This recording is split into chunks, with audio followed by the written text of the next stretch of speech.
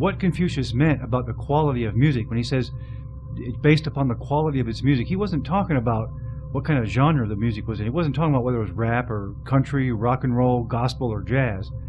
What he was referring to when he meant the quality of its music was what frequency was that music being played in, and what mathematical intervals was the difference between the frequencies. You see, that was absolutely crucial. For thousands of years during the Chinese dynasties, the emperors would send out teams of people all over the kingdom to make sure that the people were playing music in the right frequency, the proper frequencies with the proper intervals. They had strict guidelines about the music that was being played, because the emperor knew that if you had different factions of different kingdoms playing different types of music, different frequencies of music, that all those different realms would soon be at strife and against one another. So it was imperative that the entire kingdom played music in tune with one another, and they set specific and strict guidelines of what frequency was this music to be played at. So 2,500 years, or actually 4,500 years ago, the Chinese were using the vibration of music to control the people. Now let's fast forward to today. Now, what do we know about today's music? What do we know about what tuning our music is in, and where did this tuning come from?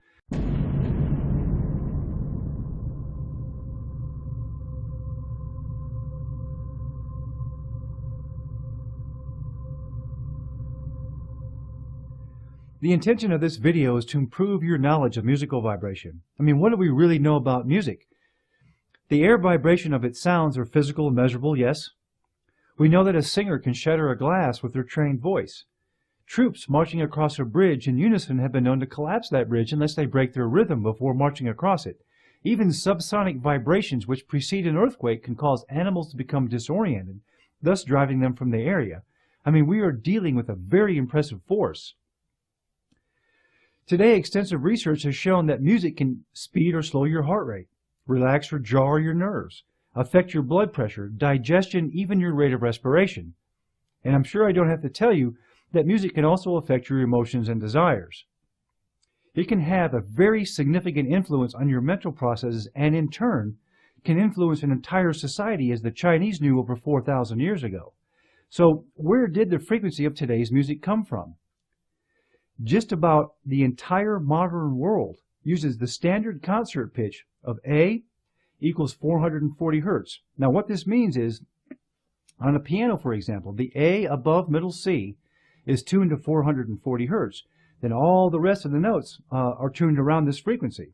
But the problem with this is there's absolutely nothing harmonious, either biologically or cosmically, with the 440 hertz frequency. So why are we using it?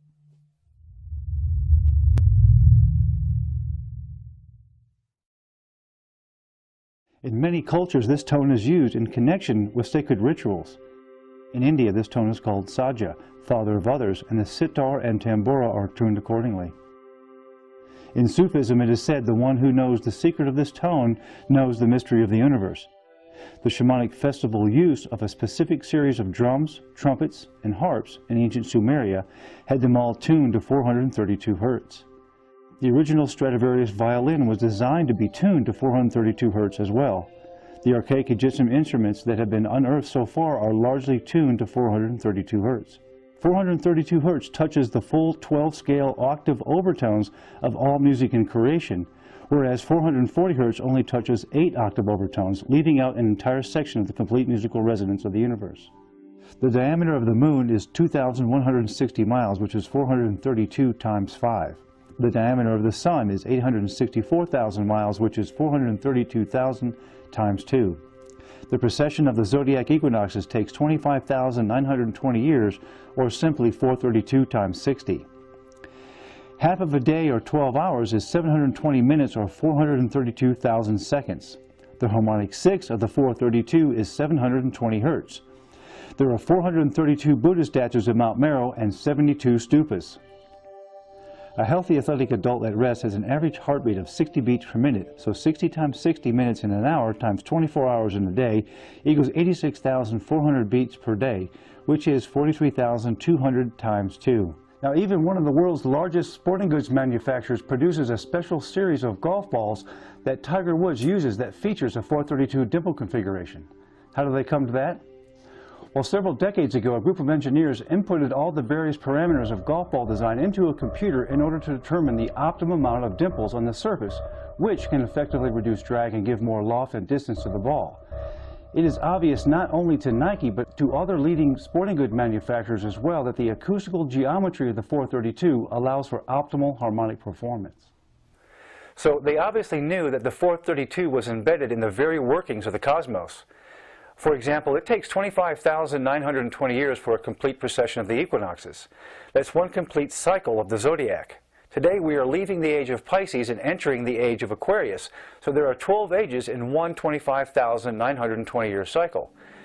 And if you multiply the 432 by 60, you get 25,920. This is an important point because 60 is the base measurement of how we count time. 60 seconds in a minute, 60 minutes in an hour, etc. It was also the base counting system for the ancient Sumerians. So, the precession of the equinoxes and the 432 literally are revealing the timing of the pulse of life. These fractal cosmic relationships are ingrained into every experience all life forms have. It is the reason behind why the builders at Mount Meru put only 432 Buddha statues. Simply, our higher consciousness is being harmonically inspired to acoustically resonate with the overall frequency of the cosmos. Now, for example, let's take one of the most infamous numbers in the Bible, the 666, which is said to be the number of man. And let's look at a quote by the ancient philosopher Pythagoras, which states, "Man is 2 octaves below God." Now, if we go back to the 666, and what if we interpret that to mean 6 times 6 times 6? If we do that, we get 216, which is half of the 432, or 1 octave below the 432. So if man is the 216, then the 432 would represent enlightened consciousness by the 432 Buddha statues. Then 1 octave above would be 864, or the level of God. So the 432 is the vibrational level we are all moving towards. So according to the ancient Christian text, the Creator spoke through the authors of the Bible, and they simply wrote the words down. So if these are the actual words of God, then encoded in them could be some hidden patterns or even possibly some deeper insight into the underlying messages. When studying this topic, it turns out that a man named Vernon Jenkins found exactly that. In 1987, Mr. Jenkins, a well-respected lecturer at the University of Glamorgan, developed a system to reveal hidden patterns found within the original Hebrew text of Genesis. His process was to transpose the numerical value of the letters using the Arabic numeral system. He then used those numbers to determine a certain quantity of geometries, and his results were simply stunning. What you're seeing right now in this first graphic is a 216-unit outline triangle, and I actually replicated his work in a graphics program to see if he was correct, to verify his work. And in this graphic depiction, you see 216 squares or boxes that are all lined up perfectly to create a 216-unit outline triangle. So what Vernon Jenkins did was, he took the first words of Genesis 1 through 7 in this graphic, and you see in the beginning, Elohim created the heaven and the earth. Now in the beginning represents 913, Elohim 86. Now there's some contention about whether Elohim or God are the same thing. There's a difference in translation. But created is 203, and the asterisk you see represents 401, which doesn't have a direct translation in English. The heaven is 395, and 407, the earth 296, which equals 2701. So in the original 216 outline triangle, we can fill that perfectly with 2,701 units of the same outline. And in the next one, words 6 and 7 and the earth have a numerical equivalent of 703.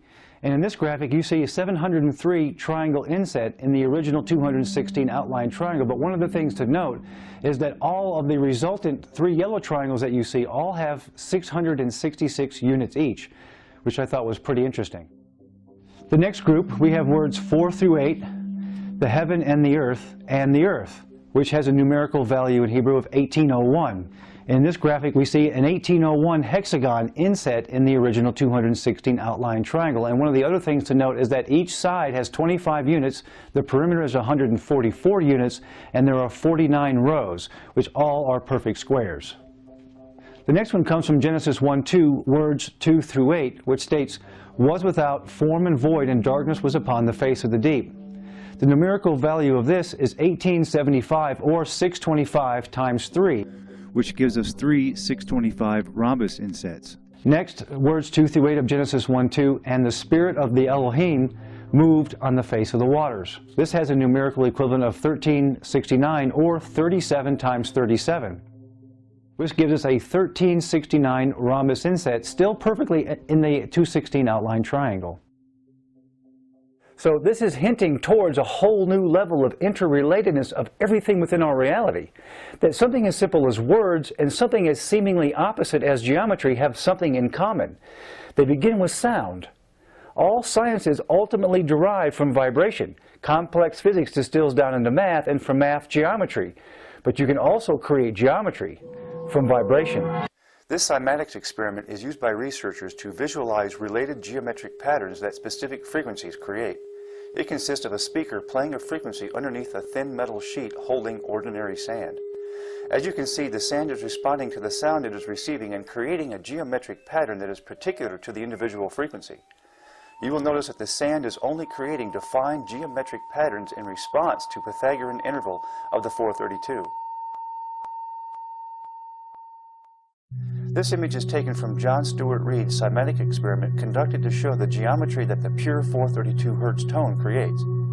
The triangular-shaped hole in the middle is created by the 432 Hz sound, and it is in this exact shape of what is known as the Tryon ray, rediscovered by Michael R. Evans. It is the smallest platonic solid that represents a single pulse of light of spirit in 3D. This three-sided shape tessellates to create all the rest of the platonic solids.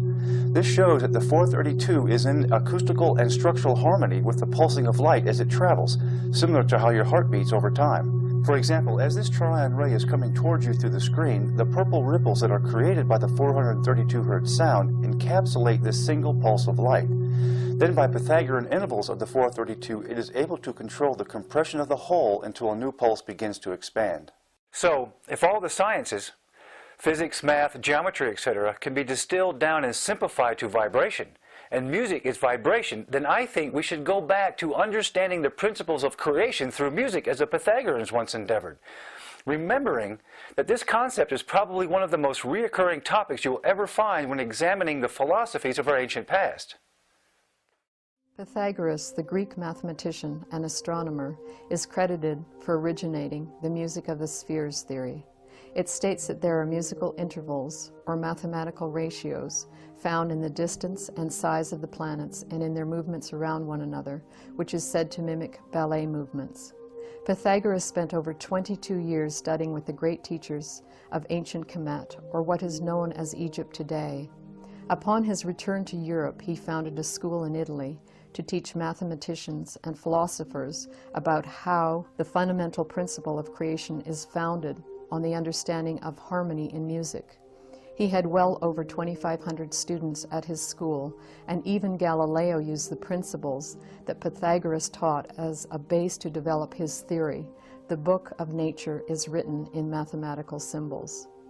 Pythagoras' ancient theories are just as relevant today as they were 3,000 years ago.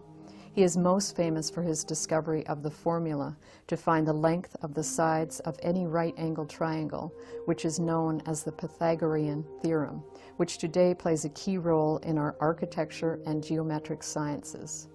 Many other philosophers believed and taught for thousands of years that the key to this musical universe is in the science of numbers.